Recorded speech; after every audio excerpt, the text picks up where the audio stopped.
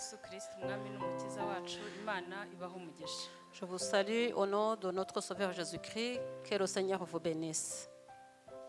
Reka dushimire Imana yemeye ko tugeza uyu munsi. Rendons gloire à l'Éternel qui nous a gardés jusqu'aujourd'hui. Kuko ni kubw'ubuntu bwayo ntabwo ari ku bwacu. C'est par sa grâce. Muri uyu mwanya tugiye kwiga ijambo ry'Imana. Nous allons nous entretenir, nous allons partager la parole de Dieu. Nk'uko mubizi nitwa Ukuyemuye Emerita. Je m'appelle Emerita Ukuyemuye. Rimwe na rimwe hari ubwo batavuze izina wenda umuntu ntamenye uwavuze. Et je préfère me présenter parce que souvent il y a des gens qui ne connaissent pas le prédicateur du jour. Nk'ibisanzwe rero muzi ko iyo tugiye kuganira nkunda gutangiza ikibazo. Comme d'habitude, avant de commencer, je pose une question. Reka mpamagare abantu babiri baze hano. Nagira abantu babiri b'inkwakuzi baze hano ngira icyo mbereka. Je demande à deux personnes d'avancer vers moi ici devant pour m'aider. Kahaze Gerard na Emile. Gérard et Emile, vous pouvez avancer. Emile naze hano. Gerard gira hino.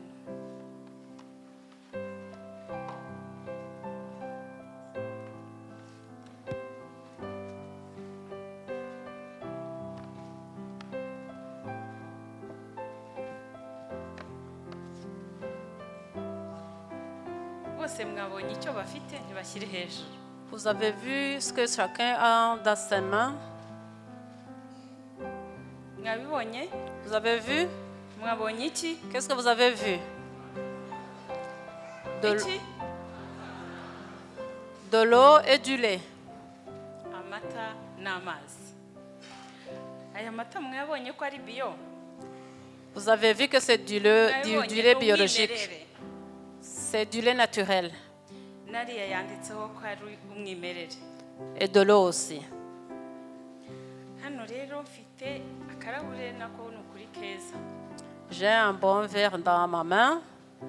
Ndashaka ko Un joli. bafungura bose amacupa yabo. Je leur demande d'ouvrir chacun sa bouteille.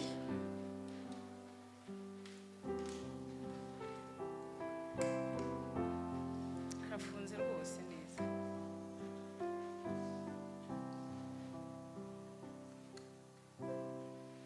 Kansabe Gerard anshyirire mu muhanda. Je demande à Gérard de verser dans mon verre. Bino babyita kugira gute? Murakoze kubuganiza. Shyiramo hano. Uretse aha mubonye ari iki ashyizemo? Qu'est-ce que Gérard a mis dans mon verre? Mbese ni amata y'umwimerere cyangwa mwabibonye ko ari amata y'umwimerere? C'est du Uko lait bigaragara. naturel, Sibyo? Noneho aya mazi nayo biologique. batubwiye ko ari umwimerere. Aya yari amata mazima none agiye gushyiramo iki? Je demande à Émile de verser de l'eau dans mon verre.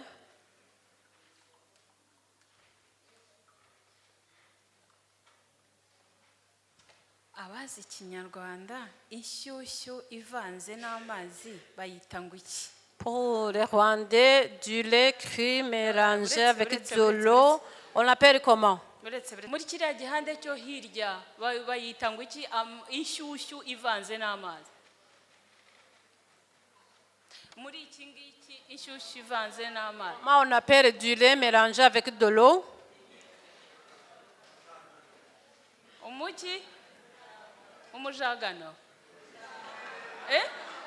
Umujago? Naho mwebwe? Ewe. Reka rero mbabwire.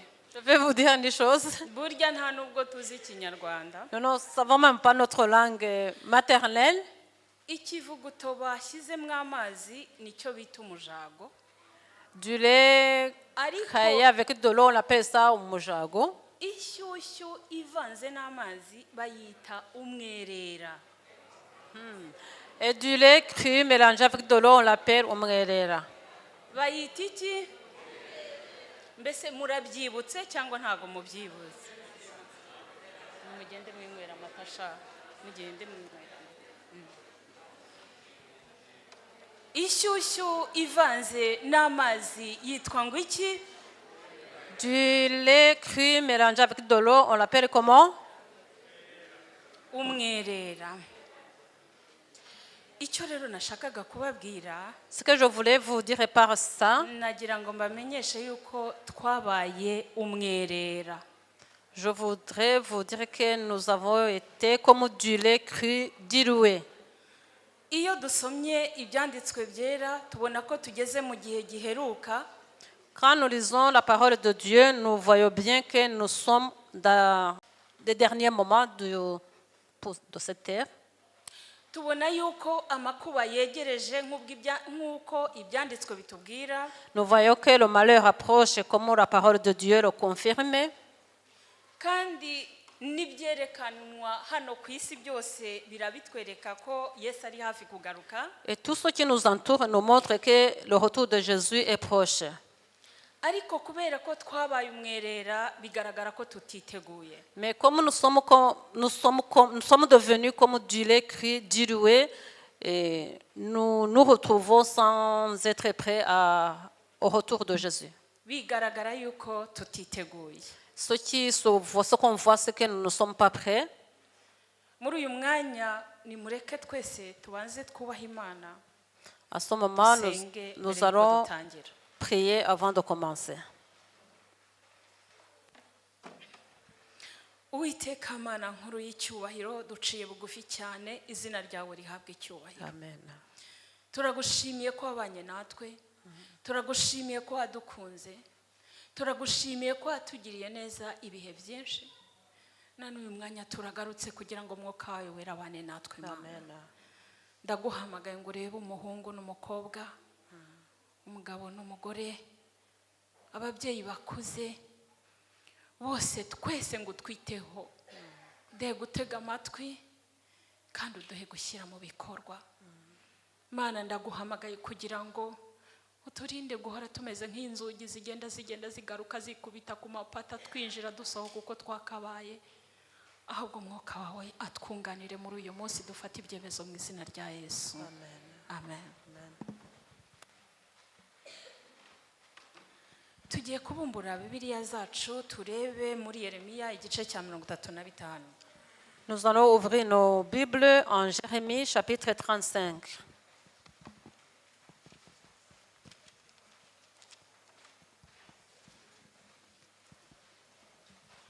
Yeremiya igice cya 35 mbese abahageze haravuga ngo iki? Jérémie chapitre 35. Umutwe waho uravuga ngo iki? Quel est le titre? Haravuga ngo bene Rekabu banga kuva ku isezerano ry'abande ry'abasekuruza. Les Récabites ont gardé l'alliance de leurs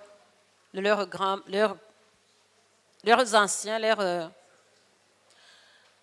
grands-pères.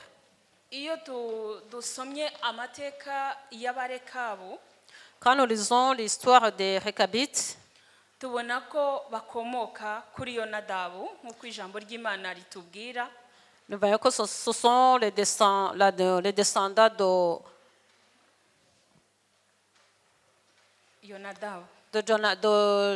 Jonadab. Bakaba bari ubwoko bw'abitwa Bakeni.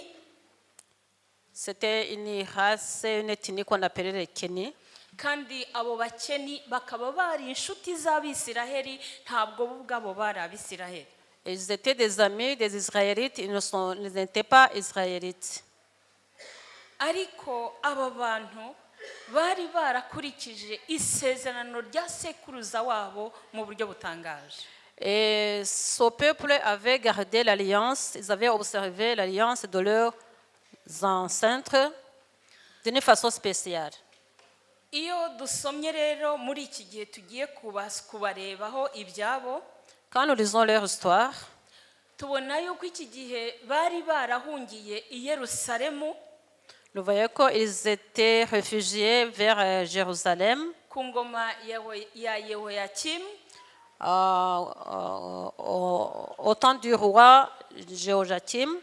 hagati Joachim. y'umwaka wa 605 na 600 Entre l'an 605 et 600, ubwo bari baratewe na Nebukadinezari.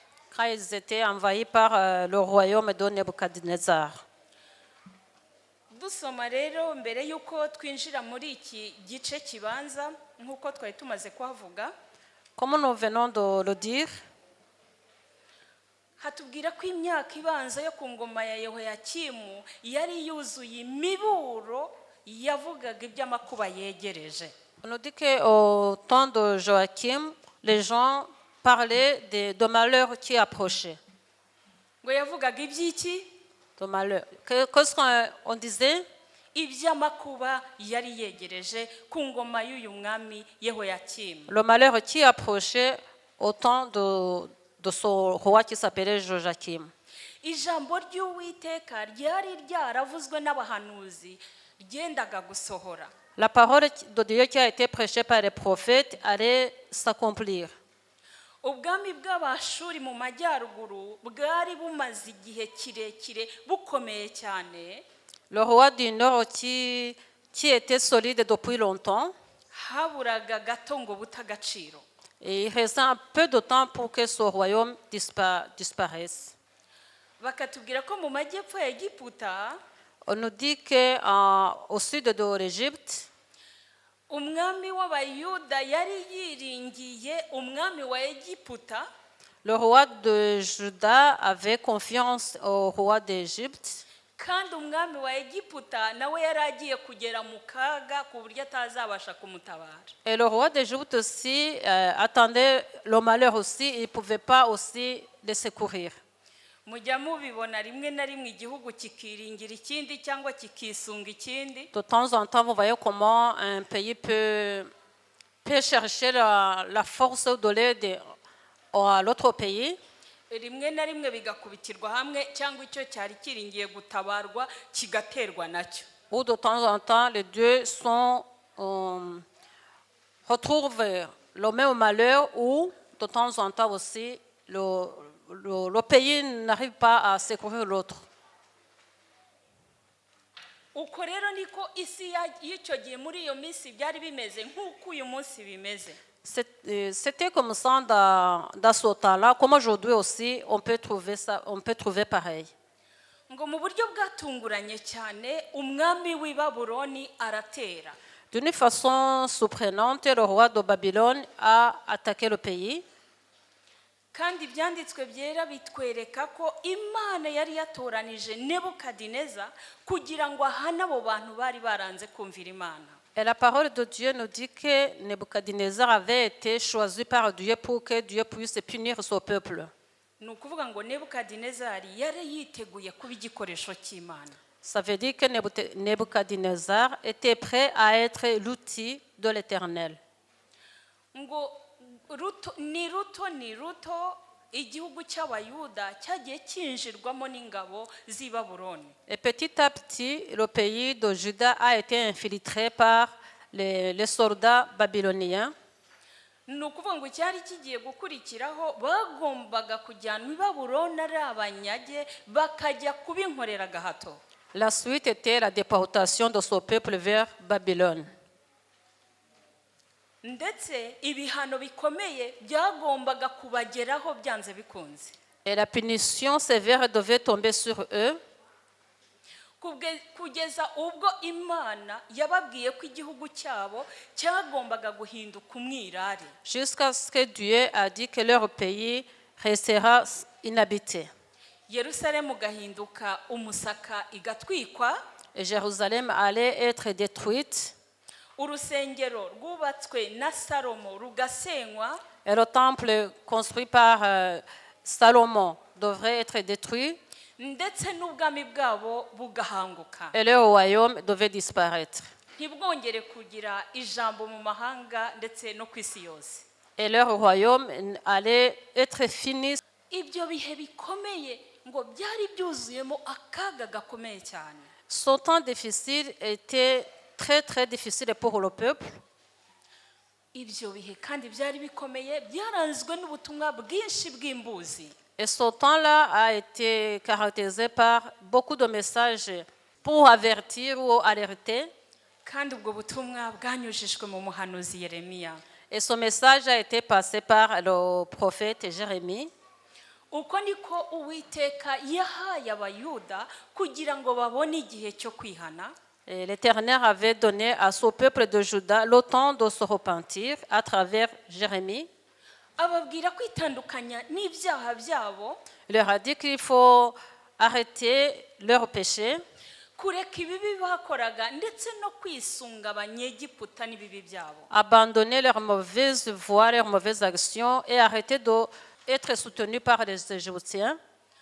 Ndetse anabihanangiriza yuko bagomba kuzubaha ubwami bw'i Babuloni n'abayobozi babo. Et il a insisté sur le fait qu'ils devaient obéir, respecter le royaume de Babylone et leur peuple. Ngo igihe ayo makuba yari yegereje, Quand le malheur était proche, ngo Yeremiya yakoreshaga urwunge rw'imigani myinshi cyane yahabwaga n'Imana. et Jérémie venait avec beaucoup de messages venant de l'Éternel pour son peuple. Kandi murabyibuka na Kristo mu gihe cye Et vous vous souvenez qu'au temps de Jésus-Christ aussi, yakoreshaga imigani arimo aburira ubwoko Jésus bwe. utilisait les paraboles pour avertir le peuple. Kandi n'uyu munsi tubona byinshi birenze birimo kutwigisha. Aujourd'hui aussi, nous avons beaucoup de choses qui peuvent nous instruire. Ariko nk'uko batashakaga kumva, Comme ce peuple ne voulait pas écouter, ariko kubera ko batari bahari, parce qu'ils étaient comme ils étaient absents, bari bameze nk'uko tumeze ubu ngubu, twe twakubye inshuro nyinshi cyane. ils étaient comme nous aujourd'hui et nous avons multiplié plusieurs fois le fait de ne pas écouter. Ngo ibyo byose Yeremiya yabikoraga ashaka kubibutsa abo bari bo ndetse n'inshingano yabo. Toutes ces choses-là, Jérémie les faisait pour leur rappeler que ce qu'ils étaient et leurs obligations. Ndetse no kubashishikarira kongera kwibuka, bagombaga kwibutswa ibyo kubaha abayobozi b'i Babuloni. Et il voulait les encourager à respecter, à obéir le royaume de Babylone. Ibyanditswe bikomeza bitubwira yuko Les Saintes Écritures continuent à nous parler kugira ngo agaragaze akamaro ko kumvira nyabyo, pour qu'ils puissent montrer l'exemple d'obéissance. yahamagaye bamwe mu bo mu muryango wa Rekabu. Il a appelé certains de la famille de Réchabites. Amaze kubahamagara abatereka inzoga. Il les a appelés, il leur a donné du vin. Ku murongo wa 5 w'igice cya 35 muri Yeremiya haravuga ngo, Jérémie 35, verset 5. maze ntereka imbere y'abahungu b'umuryango w'abarekabu ibicuma byuzuye vino hamwe n'ibikombe, ndababwira nti nimunywe vino. Le message est déjà projeté, affiché. Ariko barahakana bati ntituyinywa, kuko Yonadabu mwene Rekabu sogokuruza wacu yadutegetse ati nimuzanywe vino ari mwe cyangwa abana banyu iteka ryose, kandi ntimuzubake n'amazu, ntimuzabibe imbuto, habe no gutera inzabibu cyangwa kuzigira, ahubwo muzaba mu mahema iminsi yose muzaba muriho, kugira ngo mumare iminsi myinshi mu gihugu mwimukiyemo. Umurongo ukurikiyeho, Le verset 8. natwe twumviye itegeko rya Yonadabu mwene Rekabu sogokuruza wacu ry'ibyo yadutegetse byo kugira ngo tutanywa vino mu minsi yose, twese n'abagore bacu n'abahungu bacu n'abakobwa bacu, ntitwiyubakire kandi n'amazu, mbese basubira mu itegeko yari yarababwiye sekuruza. Ici, ils ont répondu à Jérémie, ils ont répété l'alliance qu'ils avaient reçue de leur ancêtre. Barangije banga kunywa. Ils n'ont pas voulu boire du vin. Ngo bamubonye, nasomye mu gitabo bita abahanuzi n'abami. J'ai lu dans le livre Prophètes et rois. ngo bakibona akoze ibyo baramwamaganye baramutsembera baramwishwishuriza. Quand ils ont vu Jérémie apporter du vin, ils ont refusé, ils ont été catégoriques, ils n'ont pas voulu boire ça, ce vin.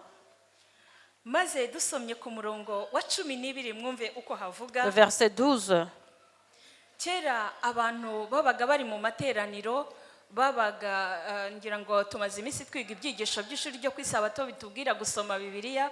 Kera iyo abantu babaga bari mu materaniro umubwiriza yavugaga isomo abantu bakihutira muri Bibiliya kujya kurireba, abantu bakaba bafite udukaramu n'udupapuro bakandika, ariko uyu munsi byararangiye bati turaza kubireba kunesha TV, ariko nabyo ntibaze kujyayo kubireba kandi bikimurwa burundu ntibyongere gusigaramo. Imana yo mu ijuru idufashe cyane. Tugiye muri Bibiliya muri Yeremiya igice cya 35 tugeze ku murongo wa 12. Jérémie 35, verset 12, haravuga ngo il est écrit. maze ijambo ry'Uwiteka riza kuri Yeremiya riti. Le message est déjà affiché. Uku ni ko Uwiteka Nyiringabo Imana ya Isiraheli ivuze ngo genda ubwire abantu b'i Babuloni n'ab'i Yerusalemu uti mbese ntimuzemera kwigishwa ngo mwumvire amagambo yanjye, ni ko Uwiteka abaza. Hano arangije arababwira tugeze ku murongo wo hepfo wa 14 kuri B. Verset 14, partie B. Arababwira ngo ariko njyewe navuganye namwe nkazinduka kare nkababwira ntimurakanyumvira, kandi nabatumyeho n'abagaragu banjye n'abahanuzi nkazinduka kare nkabatuma nti nimugaruke umuntu wese reka inzira yembi mwihane imirimo yanyu kandi mwe gukurikira izindi mana ngo muzikorere, niho muzaba mu gihugu nabahaye mwebwe n'abasogokuruza banyu, ariko ntimwateze amatwi habe no kunyumvira. Mubonye bene Yonadabu mwene Rekabu basohoje itegeko rya basekuruza yategetse, ariko ubu bwoko bwo ntibugira gute ntibunyumvira. Uwiteka arangije aravuga ati nimurebe ukuntu bene Rekabu basohoje isezerano. L'Éternel a dit à travers Jérémie, voyez comment les Rechabites ont observé l'alliance de leur père. Kandi isezerano bagiranye na sekuruza wabo. L'alliance qu'ils ont faite avec leur père. Ariko mwebwe ntacyo ntakoze mwanze kunyumvira. Mais vous, j'ai fait tout ce que je pouvais, vous n'avez pas voulu m'écouter. Arangije aravuga ati muri bene Rekabu ntihazabura uwo kunkorera mu buturo bwanjye. L'Éternel a dit que parmi les Rechabites, il y aura toujours quelqu'un qui sera à ma présence. Kuko banambye kwisezerano rya sekuruza. Parce qu'ils ont observé l'alliance de leur père. Ariko ati abayuda banze kunyumvira niyo mpamvu bazagibwaho n'ibyago. Mais il a dit que le peuple de Juda n'a pas voulu écouter l'Éternel, raison pour laquelle le malheur viendra sur eux. Nasomye muri icyo gitabo cyitwa Abahanuzi n'Abami. J'ai lu dans ce livre Prophète et Roi. Haravuze ngo Il y avait un passage qui disait, iyi mitima y'abantu yorohejwe, quand le cœur des hommes s'humilie kandi kigarurirwa n'imbaraga ya Mwuka Wera, et que ces cœurs sont pris par le Saint-Esprit, icyo gihe bumvira Imana. à ce moment-là, le peuple écoute le Seigneur. Ariko iyo bateye umugongo umuburo, Mais quand ils se détournent de l'appel, kugeza ubwo imitima yabo yinangiye, jusqu'à ce que leur cœur soit endurci, Uwiteka yemera ko bayoborwa n'izindi mbaraga. l'Éternel permet qu'ils soient dirigés par une autre force. Bavandimwe, Frères et sœurs, niba tutumviye Imana uyu munsi, si nous n'écoutons pas le Seigneur maintenant, nagira ngo mbabwire yuko tuzayoborwa n'izindi mbaraga, je voudrais vous annoncer que nous serons dirigés par une autre force kandi tudafitiye ubushobozi bwo gutanga inyunganizi. et nous n'aurons plus de force de faire quoi que ce soit. Harakomeje haravuga ngo On a continué le passage, il disait, kubera kurwanya ukuri bemera ibinyoma, À force de combattre et de refouler la vérité, ils ont accepté le mensonge bityo bagahindukirira umutego uzabageza ku kurimbuka. et ils se sont retournés vers le piège qui les détruira. Imana yinginze abayuda ngo kugira ngo batayirakaza, Le Seigneur a supplié le peuple de Juda pour que le Seigneur ne soit pas attristé, nyamara banze kumvira, mais ils ont refusé d'écouter.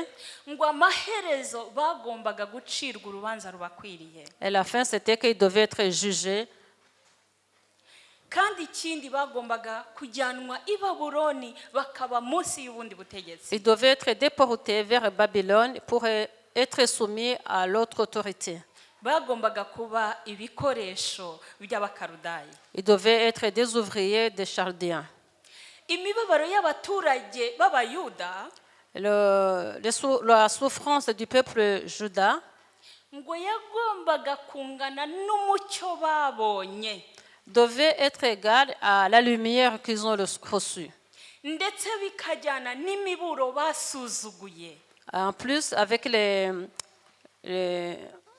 avertissements qu'ils avaient reçus, Ibyanditswe bivuga ko tuzacirwa urubanza les Écritures disent que nous serons jugés hakurikije umucyo twabonye, selon la lumière reçue, hakurikije inama twabonye, selon les conseils que nous avons reçus, hakurikije ibyigisho twigishijwe, selon les leçons que nous avons reçues, hakurikijwe ibyigisho byatanzwe n'isi mu buryo bumwe cyangwa ubundi ntitubyiteho, selon des avertissements que le monde nous a donnés aussi que nous n'avons pas pris en considération. kandi ibyo birakureba. Et tout ça, ça te regarde. Imana yari yaratindije ibihano byayo igihe kirekire, Le Seigneur avait un peu retardé longtemps ce malheur-là, ariko noneho yari igejeje igihe mais il était temps cyo kubasukaho uburakari bwawe que le Seigneur verse sa colère sur eux. nk'umuhato uheruka, kandi Imana nta kitari yarakoze. Et le Seigneur avait fait tout ce qu'il pouvait faire. Imana yashimiye umuryango wa Yonadabu nk'uko tumaze kubibona, Le Seigneur a apprécié la famille des Récabites. avuga ko hatazabura uwo kuba mu buturo bw'Imana. Il a dit que parmi son peuple, il y aura toujours quelqu'un à la présence de Dieu. Kuko yababajwe nuko umuremyi w'isi n'ijuru watigeze yumvirwa kandi ntacyo atari yarabakoreye. Le Seigneur a été attristé par le fait de ne pas être écouté par son peuple. Kandi Imana yababajwe nuko yari yarakoresheje inzira zose zishoboka kugira ngo ibakize, ariko bakanga Il a kumvira. été attristé par tous les moyens qu'il avait utilisés, mais le peuple n'a pas voulu écouter. Yari yaravugiye mu kanwa k'abahanuzi nk'uko twabibonye, Il avait utilisé les prophètes. ivuga amajwi y'imbuzi mu bantu batandukanye no mu bintu bitandukanye muri iyo migani yacaga n'ibindi. Il avait donné des avertissements à travers tous les moyens, Ariko banga kumvira. mais ils n'ont pas voulu écouter. Ijambo ry'Imana yavuga ngo ubwoko bw'Imana bugubwa neza kubw'ubuntu bwayo. La parole de Dieu dit que le peuple de Dieu se sent bien par la grâce de Dieu. Kandi Imana iratwihanganira kuko izi ko turi abanyantege nkeya. Et le Seigneur, il est patient parce qu'il sait que nous sommes faibles. Ariko ngo Imana ntabwo izakomeza kurinda abantu bari kwiyahura. Mais le Seigneur ne va pas continuer à garder les gens qui se donnent à la mort. Ishobora ngo kubihagaritsa ibihano byayo gatoya, Il peut retarder un peu la punition, nyamara igihe iyo kigeze ngo ntizahagarika imibabaro kutugeraho kuko ari twe mais twabihisemo. le moment venu, il ne va pas arrêter les conséquences parce que nous avons choisi. Imana yari yarababwiye ko bazayibera nk'abami Le Seigneur avait dit que son peuple sera comme des rois, ndetse n'ubwoko bwera, le peuple saint, nk'uko tubibona mu Kuva igice cya 19 umurongo wa 6, comme nous voyons ça en Exode 19, verset 6. ndetse ntiyirengagizaga nk'uko tumaze kubivuga ko ari ubwoko bw'ubunyantege nkeya. Mais le Seigneur savait que c'est un peuple faible, il le savait bien. aravuga ati ntako ntagize Le Seigneur a dit, j'ai fait tout ce que je pouvais faire.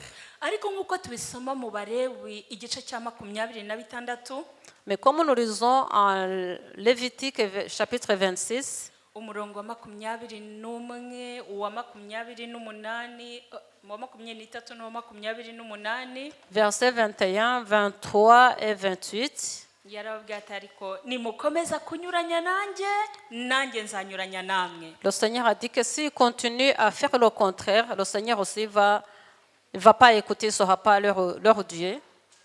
Nyamara nubwo bahawe iyo miburo yose Malgré tous ces avertissements, ngo ndetse n'igihe ubutumwa buvugwa iby'amakuba yari yegereje bwagezwaga ku bikomangoma, même quand déjà la parole, le message est passé pour dire le malheur qui allait arriver, ngo umwami Yehoyakimu wagombaga kuba umuyobozi mu bya mwuka le roi Joachim, qui devait être le meneur de la parole de Dieu, abihereye mu kwihana en commençant par se repentir no gukora neza, et faire de bonnes actions, agakora amavugurura ndetse agakora n'ubugorozi mu bwoko bw'Imana, il devait être un formateur dans le peuple de Dieu. ndetse ngo akabibutsa gukora imirimo myiza, Il devait rappeler au peuple qu'il faut faire de bonnes actions. ngo we yari ahugiye mu gupfusha igihe ubusa. Lui, il était en train de gaspiller son temps. Afata gahunda yo kwiyubakira amazu kandi bari mu ntambara, Il a pris le projet de se construire des maisons alors que le peuple vivait la guerre, nk'uko tubibona muri Yeremiya 22 umurongo wa 14. comme on le voit en Jérémie 22, verset 14. Tugarutse hano ruguru nagira ngo ubyumve neza ko bikureba. En revenant, je voudrais te dire que tout ça, ça te regarde aussi. Uyu mugabo yari umuyobozi mu bya mwuka, Ce monsieur, cet homme, il était le meneur il devait diriger le peuple à travers le Saint-Esprit. yagombaga gukora ubugorozi n'ivugurura mu itorero, Il devait réformer l'église, ariko ntabyo yigeze akora, mais il n'a rien fait. ahubwo ngo yarahugiye mu gupfusha igihe ubusa no gushaka kwinezeza kubwe yiyubakira amazu. Il était en train de gaspiller son temps en se construisant des maisons. Nagira ngo nawe ubitekerezeho, wumve ibyo uhugiyeho, wumve n'inshingano baguhaye ahangaha ufite, uko yaba imeze kose, yaba iyoroheje cyangwa yaba iri hejuru, umenye icyo ukora muri iyo nshingano. Je voudrais te dire que toi aussi, tu dois t'examiner et voir ton engagement dans l'église, dans tout ce qu'on t'a chargé à faire dans l'église. Examine-toi pour voir si tu le fais comme il faut. Dutangira twavuze ngo ntabwo tukiri umwimerere, twabaye umwerera. Au début, je vous ai dit qu'on n'est plus comme avant, on est comme du lait dilué. Ubwo nasomaga igitabo kivuga gutinyuka gusaba ibirenze, Quand j'ai lu le livre qui parle de oser demander plus, nasomyemo amagambo akomeye. j'ai lu les paroles lourdes, qui me disent, Avuga ngo les paroles qui disent, mu bigaragara abantu bose babona yuko hari ivugurura rikeneye ku itorero no ku muntu ku giti cye. comme on voit qu'il y a une réformation qui est besoin, chacun est dans l'église, pour chacun et pour l'église. Ngo ariko buri muntu wese abikora uko abyumva adakurikije ibyanditswe byera. Mais chacun le fait comme il l'entend sans se baser sur la parole. Nagira ngo mbibutse ko bene Rekabu bari impunzi, Je voudrais vous rappeler que les Rekabites étaient des réfugiés, ariko bazirikana itegeko rya sekuruza ko bataziyanduza. mais ils ont gardé l'alliance de leur père qui ne doivent pas se souiller. Hari Teofile rimwe yigeze kuvuga ati kera nari nzi ko nkigera ino Bibiliya yo mu Rwanda itandukanye n'iy'i Burayi. Le frère Théophile, une fois, il a dit que quand il est arrivé ici, il pensait que la Bible du Rwanda est différente de la Bible d'ici. Ati ngerageje kuyisoma mu ndimi zose, Et quand j'ai essayé de la lire dans toutes les langues, nasanze bibiliya ari imwe J'ai trouvé que la Bible c'est une seule Bible, est la même. mu cyigisho cy'ibyigisho by'ishuri ryo ku isabato ku byo kwigwa no kuzirikanwa cy'uyu munsi Dans le guide de l'école du sabbat, paragraphe de dernière leçon de ce qu'on doit retenir, ahahera havuga yuko ubu twamaze kwifatira bibiliya tukayisobanura uko dushaka. à la fin, on nous dit que nous avons pris la Bible et nous voulons donner des explications que nous voulons. ngo twataye umwimerere noneho tukavumbura ibishya bigezweho. Et nous avons laissé la pureté de la Bible et nous voulons découvrir les choses modernes. tukavuga ko kameme ibya hariya bidahuye n'aha nyamara ijambo ry'Imana nirihinduka. On nous dit que les paroles de là n'est pas la même chose qu'ici, mais la parole de Dieu est l'unique et ne change pas. ibyanditswe biravuga ko hagomba kuba ivugurura rikomeye kuri buri muntu wese. La parole de Dieu dit qu'il faut qu'il y ait une réforme pour chacun. yaba umuyobozi yaba uyoborwa Que ce soit un dirigeant ou quelqu'un qui est dirigé. kuko uyu muyobozi ubwo yananirwaga gukora inshingano ye Uwiteka yahagurukije Yeremiya Quand le roi n'a pas pu faire son engagement ou son travail, l'Éternel a amené Jérémie. maze ngo Yeremiya ahaguruka mu burakari bukomeye cyane. Et Jérémie, il est arrivé en colère.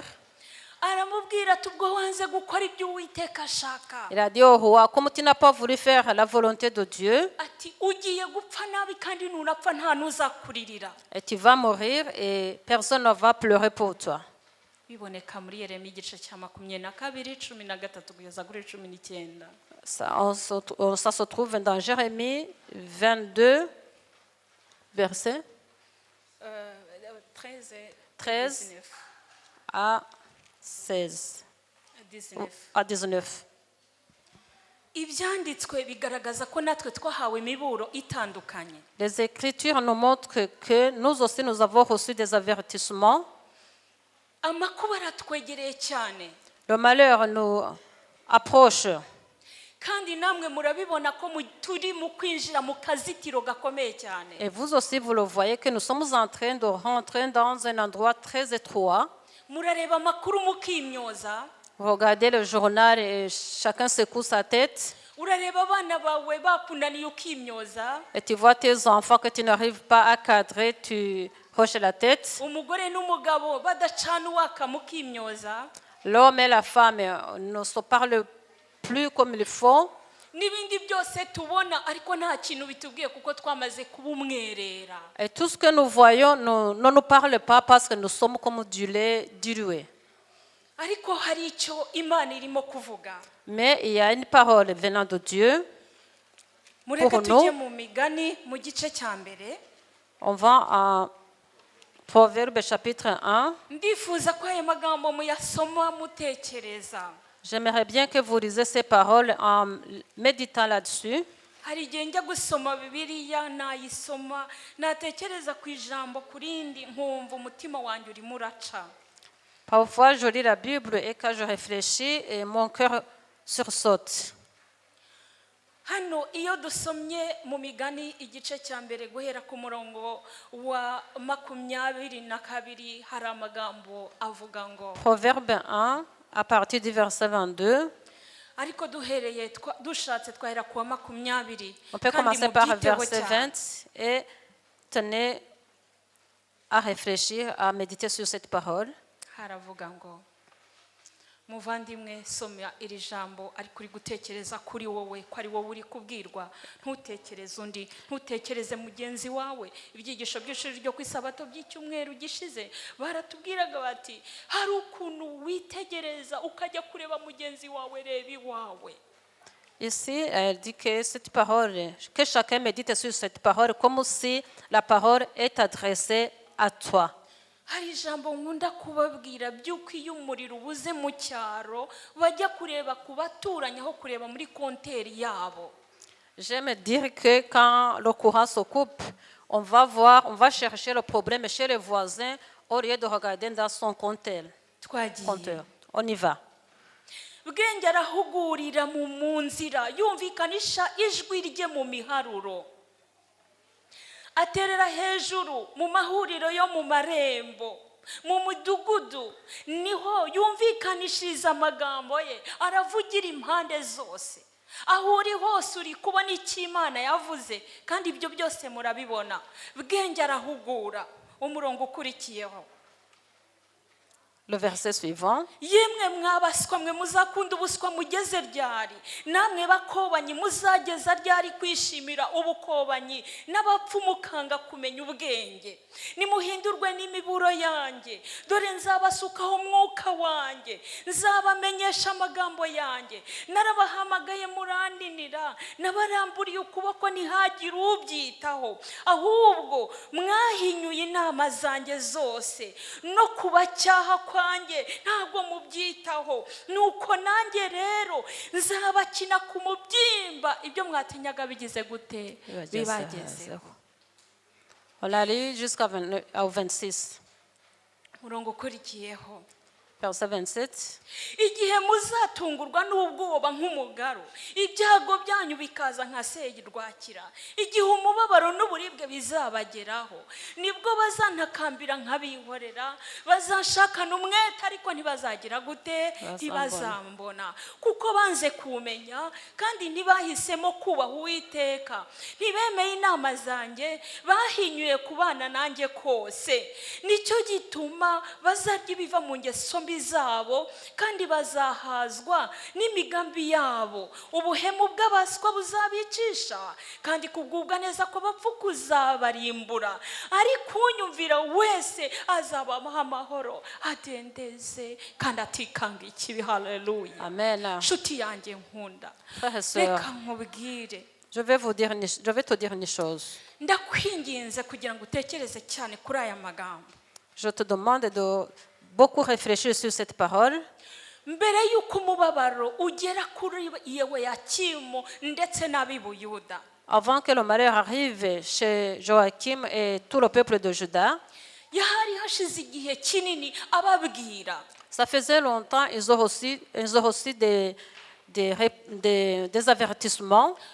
Nk'uko tunabibona mu murongo umwana yadusomeye muri Yeremiya 25 igice cya 4 n'icya 5. Nous avons vu ça, le passage que Kessie a lu en Jérémie chapitre 25, versets Aho yavugaga ati 4 et 5. nabatumyeho, Et j'ai envoyé mes serviteurs, ariko mwanze kunyumvira. mais vous n'avez pas écouté. Ariko nimwihana ibibi byanyu muzaba muri iki gihugu. Mais si vous détournez de votre mauvaise voie, vous vivrez. Ariko basuzuguye bari iwabo, basuzugura bageze ni Babuloni. Ils n'ont pas voulu écouter quand ils étaient chez eux, ils n'ont pas écouté quand ils étaient déportés. Ariko wibuke ko bene Rekabu bari impunzi, ariko bagakomeza kubaha Uwiteka. Mais rappelez-vous que les Récabites étaient déjà des réfugiés, mais ils ont continué à garder l'alliance. Muvandimwe, tugeze mu gihe tugomba kureka gukomeza kuba umwerera, tugasubira kuri gatanga ka mbere. Chers amis, nous arrivons dans un moment où nous devons être comme le Seigneur le veut.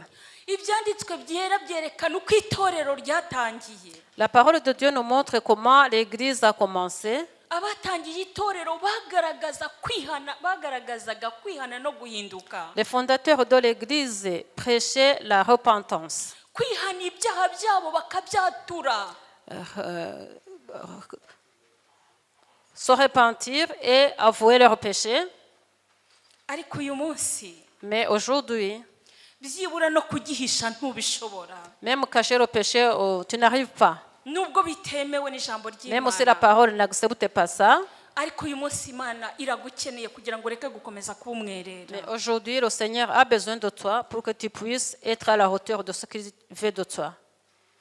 Kubera ko amakuba yegereje. Parce que le malheur approche.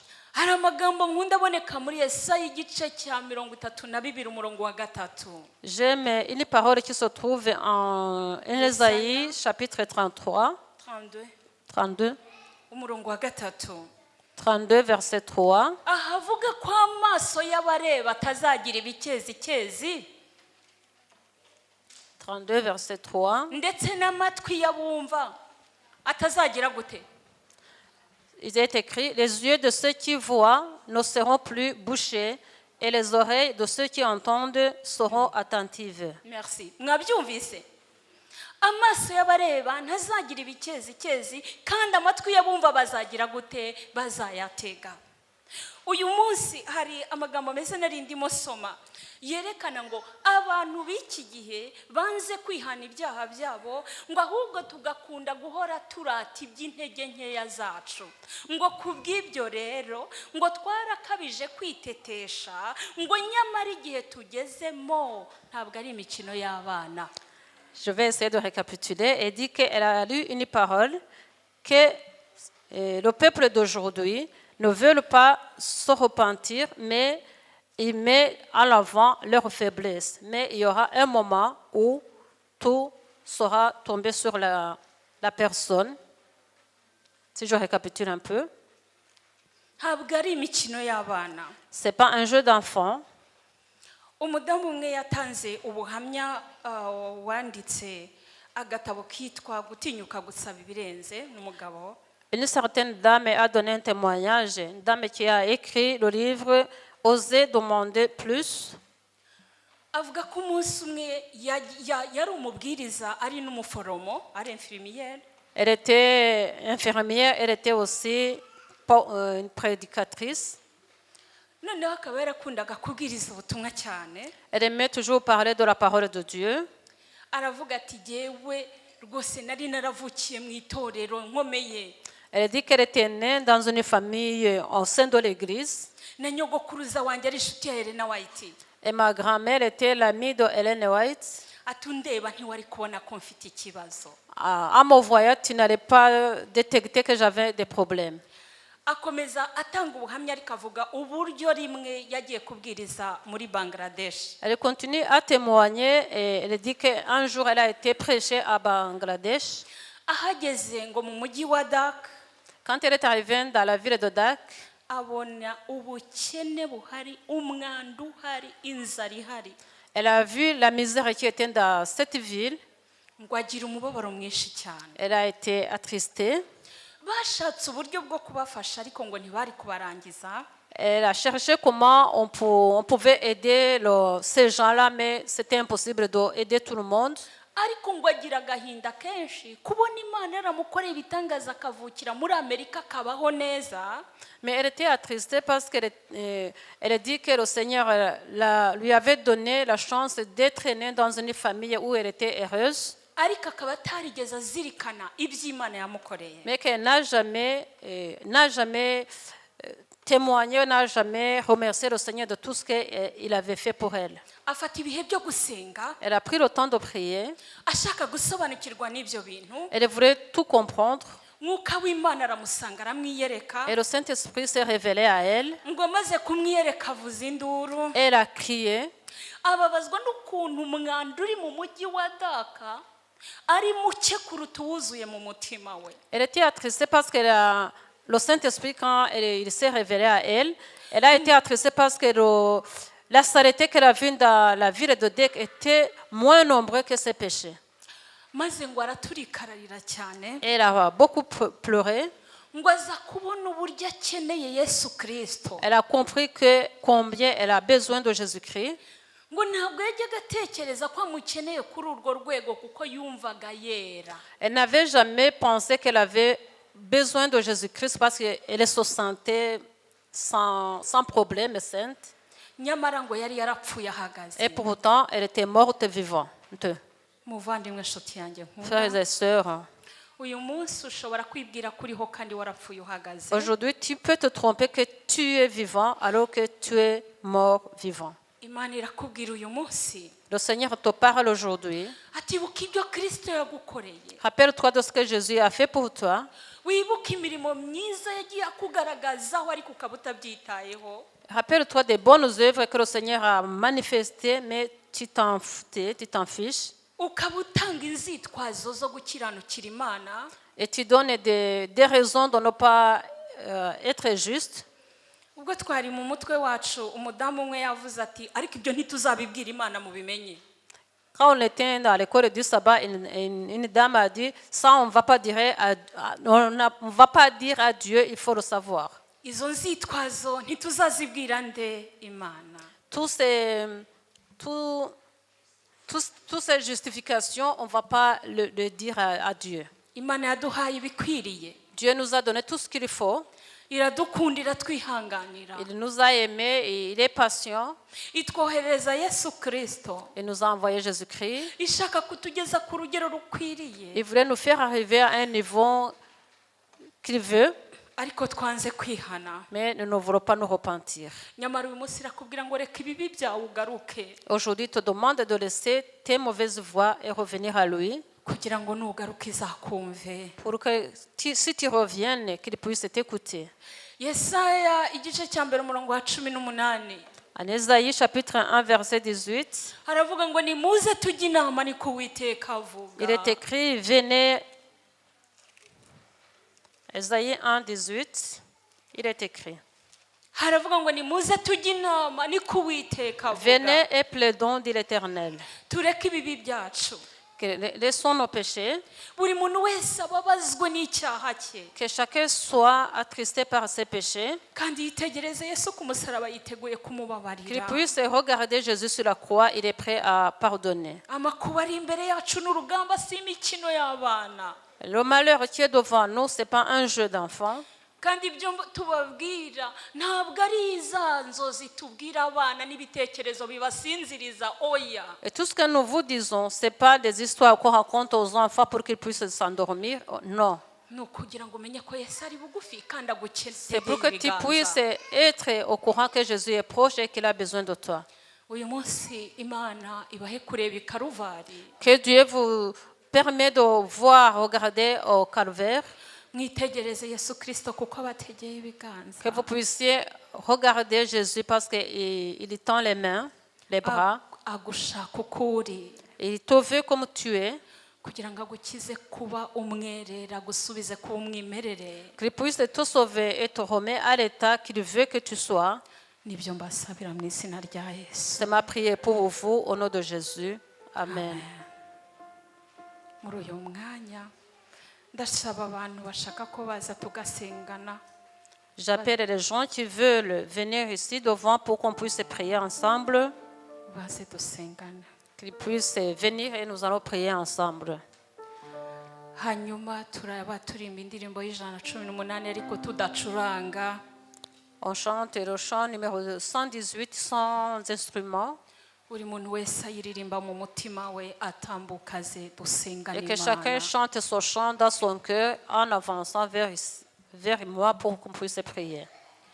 Ndumva ukizambwira ko mbuze imbaraga ngo njye musenge iteka ntacyo nzamuburana yandihiriye imyenda yose yambabariye ibyaha bihinduka umweru ufite imbaraga zihagije rwose zo gukiza ababembe zikoroshya umutima yandihiriye imyenda yose yambabariye ibyaha bihinduka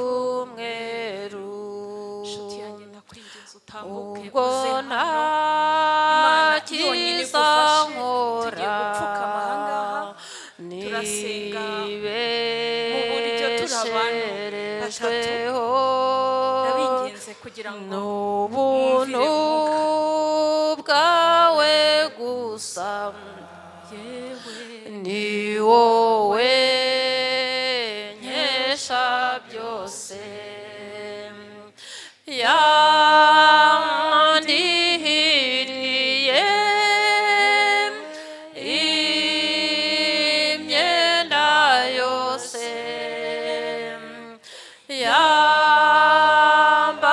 yambabariye ibyaha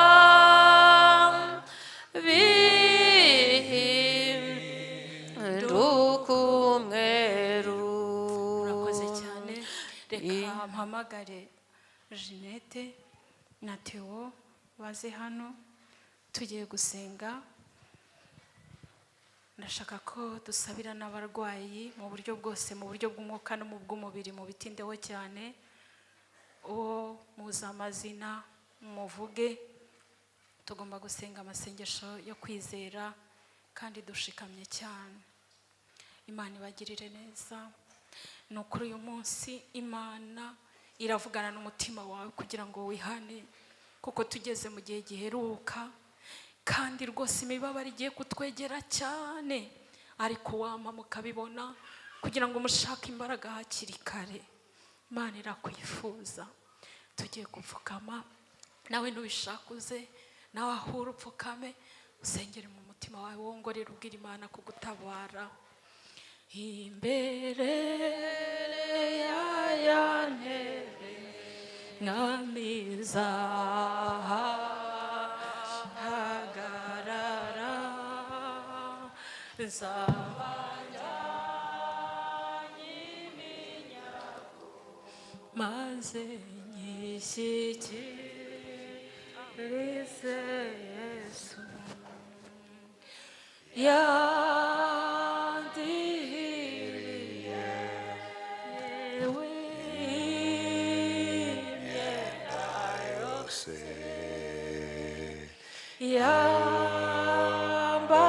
yambabariye ibyaha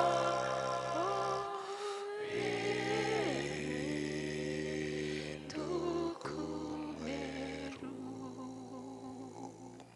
Haleluya. Mana nziza, Imana igira neza, byiringiro by'umugisha, data wa twese mwiza, izina ryawe nirihabwe icyubahiro.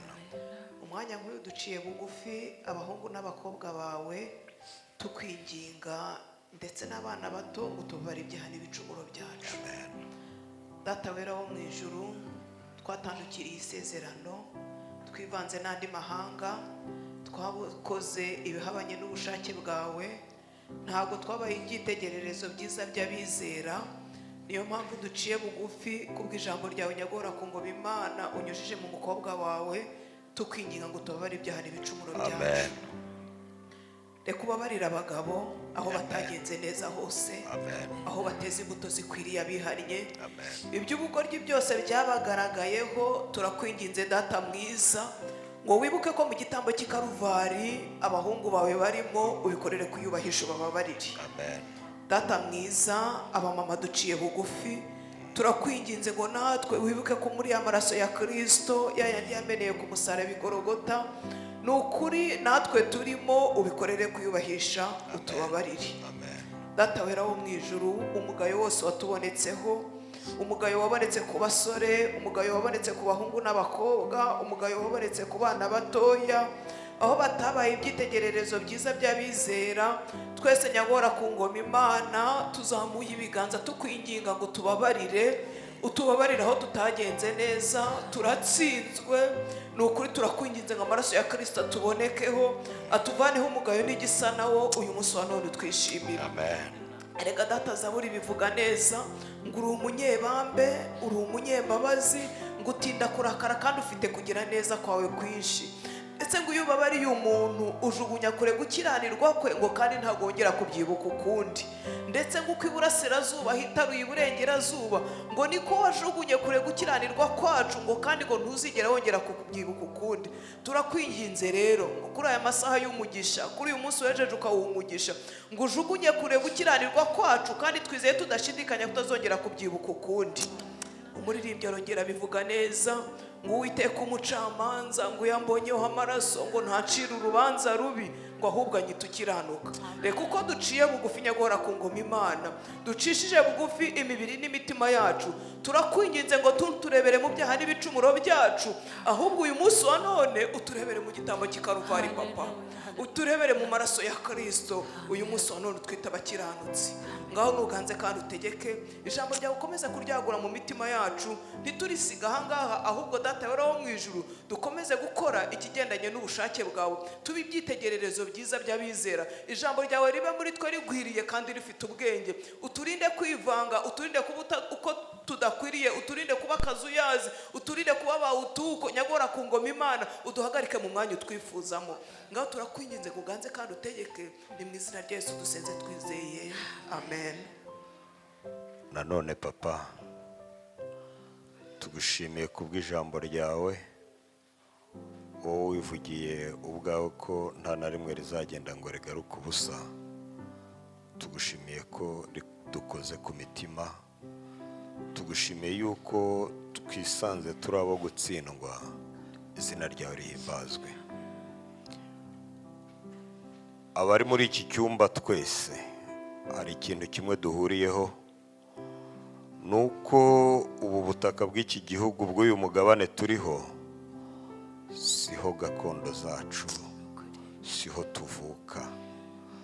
Twahisanze kubw'ubuhunzi, abandi kubwo gusuhuka, ariko umucyo wo mu ijambo ryawe uratambutse, binyuze muri bene Rekabu bahindutse igishinja gihoraho iteka ryose mu kuri twebwe. Nta rwitwazo na rumwe tugifite, kuko nabo bari bameze nk'uko tumeze, ariko bagumye ku mwimerere wabo. Uyu munsi wa none mu buryo bumwe cyangwa ubundi dutsindirwa gushaka kumera nk'abandi. Mana utubabarire, utubabarire kuri kimwe cyose, cyaba kinini cyangwa gitoya, maze ubwo uri hafi kugaruka uduhe gusanga twarasubiye ku mwimerere, maze mu bwami bwo mu ijuru tuzahagararane n'abarekabu tuvuga tuti ibi byose ni kubw'umucyo watugejejeho, kandi no kubw'imbaraga waduhaye zo guhagarara mu byizerwa, zo guhagarara mu byimbo, tutitaye ku ihindagurika ry'ibihe n'ibihe n'abantu n'aho turi, ahubwo twitaye ku mucyo waduhaye. Ushimirwe ku ijambo ryawe rivuzwe mu mahoro no mu mutekano. Reka rero Mwuka Wera uvomerera imitima, agakomeza kuyegera, akomeze kuganiriza imitima yacu, cyane cyane adutera kukumva bigishoboka, ejo tutazashaka kukumva igihe cyaraturenganye.